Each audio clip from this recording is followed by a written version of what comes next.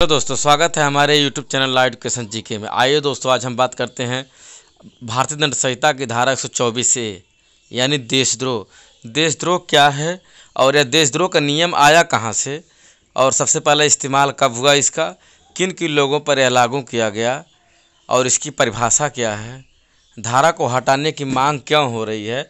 मैं इस वीडियो में यही डिस्कस करने वाला हूँ। अगर आप लोग मेरे चैनल सब्सक्राइब नहीं किए सब्सक्राइब कर लें और चैनल से जुड़े रहें और वीडियो को लास्ट तक देखें, क्योंकि बहुत ही इंपॉर्टेंट वीडियो बना रहा हूँ। तो चलिए दोस्तों, शुरू करते हैं वीडियो को। आईपीसी की धारा 124 ए के तहत उन लोगों को गिरफ्तार किया जाता है जिन पर देश की एकता और अखंडता को नुकसान पहुंचाने का आरोप होता है। 124 के तहत वही व्यक्ति गिरफ्तार होते हैं जो देश की अखंडता और एकता को नुकसान पहुंचाने के लिए कार्य करते हैं।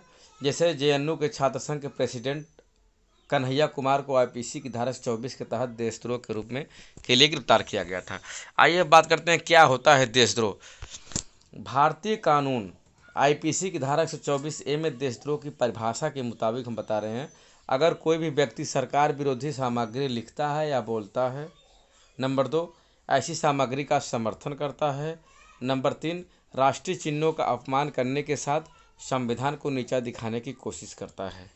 अगर यह सब कोई गतिविधि करता है तो वह देशद्रोह का अपराध करता है। नंबर 4, अपने लिखित या मौखिक शब्दों में या फिर चिन्हों या प्रत्यक्ष या अप्रत्यक्ष तौर पर नफरत फैलाने या असंतोष जाहिर करने का कार्य करता है तो उसे आजीवन कारावास या 3 साल की सज़ा हो सकती है। आइए अब बात करते हैं कि यह नियम आया कहाँ से है।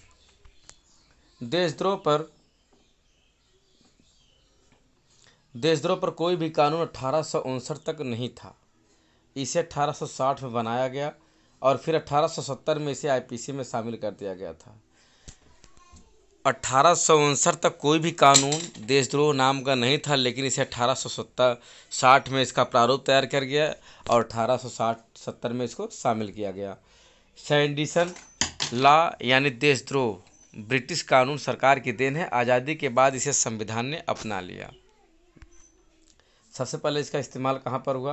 1870 में बने इस कानून का इस्तेमाल ब्रितानी सरकार ने बाल गंगाधर तिलक के खिलाफ किया था। बहुत ही इम्पोर्टेंट है कि देशद्रोह का कानून कब इस्तेमाल किया गया था, तो 1870 में सबसे पहले ब्रितानी सरकार ने बाल गंगाधर तिलक के खिलाफ देशद्रोह का मुकदमा कायम किया था। किन लोगों पर लागू हुआ है यह मुकदमा, अब तक हम जान लेते हैं। 1870 में इस कानून का इस्तेमाल ब्रिटिश सरकार ने महात्मा गांधी के खिलाफ वीकली जनरल में यंग इंडिया नाम से आर्टिकल लिखे जाने की वजह से किया था। यह लेख ब्रिटिश सरकार के खिलाफ लिखा गया था। दूसरी बात की बात करते हैं तो बिहार के रहने वाले केदारनाथ सिंह पर 1662 में राज्य सरकार ने एक भाषण के मामले में देशद्रोह के मामले में केस दर्ज किया था, जिस पर हाईकोर्ट ने रोक लगा दी थी। ठीक है। केदारनाथ सिंह के केस पर सुप्रीम कोर्ट की 5 जजों की बेंच ने आदेश दिया था। इस आदेश में कहा गया था कि देशद्रोह के भाषणों और अभिव्यक्ति को सिर्फ तभी दंडित किया जा सकता है जबकि उसकी वजह से किसी तरह की हिंसा, असंतोष या सामाजिक असंतुष्टिकरण बढ़े। जैसे किसी भाषण पर तभी देशद्रोह का मुकदमा कायम हो सकता है जब वह कोई भाषण से कोई असंतोष फैले, कोई हिंसा हो या फिर समाज में विघटन उत्पन्न हो, तो वहाँ पर देशद्रोह का मुकदमा दर्ज किया जा सकता है। यह सुप्रीम कोर्ट की टिप्पणी थी। साल 2010 में विनायक सेन पर नक्सल विचारधारा फैलाने का आरोप लगाते हुए उन पर केस के तहत मुकदमा दर्ज किया गया था। उन्हें उम्र कैद की सज़ा सुनाई गई थी, लेकिन विनायक सेन को 16 अप्रैल 2011 को सुप्रीम कोर्ट की ओर से जमानत मिल गई थी। आइए नंबर 4 के माध्यम समझते हैं। नंबर 4, 2012 में कार्टूनिस्ट असीम त्रिवेदी को साइड फॉर संविधान से जुड़ी भद्दी और गंदी तस्वीर पोस्ट करने की वजह से कानून के तहत गिरफ्तार किया गया था। यह कानून इन्होंने मुंबई में 2011 के भ्रष्टाचार खिलाफ चलाए गए एक आंदोलन के समय के बनाए गए थे। 5 नंबर में क्या कहते हैं, 2012 में तमिलनाडु सरकार ने कुडनकुलम परमाणु प्लांट का विरोध करने वाले 7,000 ग्रामीणों पर देशद्रोह की धारा लगाई थी। यह वीडियो आप देखें और इसको पूरी तरह तैयार कर लें, बहुत ही इम्पोर्टेंट वीडियो है। 2015 में हार्दिक पटेल कन्हैया कुमार से पहले गुजरात में पाटीदारों के आरक्षण की मांग करने वाले हार्दिक पटेल को गुजरात पुलिस की ओर से देशद्रोह के मामले के तहत गिरफ्तार किया गया था। आइए बात करते हैं कि इसकी परिभाषा क्या है भारतीय दंड संहिता की।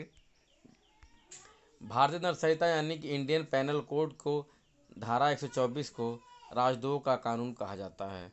अगर कोई व्यक्ति देश की एकता, अखंडता और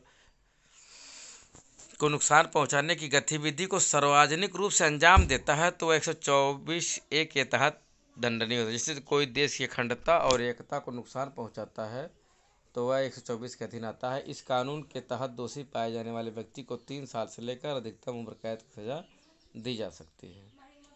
आइए बात करते हैं विरोधाभास। आईपीसी की धारा 124A को हटाने की मांग क्यों हो रही है। नंबर 1 समझते हैं। देशद्रोह के कानून को लेकर संविधान में विरोधाभास भी है, जिसे लेकर अक्सर विवाद उठते रहते हैं। दरअसल जिस संविधान ने देशद्रोह को कानून बनाया है, उसी संविधान में अभिव्यक्ति की स्वतंत्रता को भारत के नागरिकों का मौलिक अधिकार बताया है।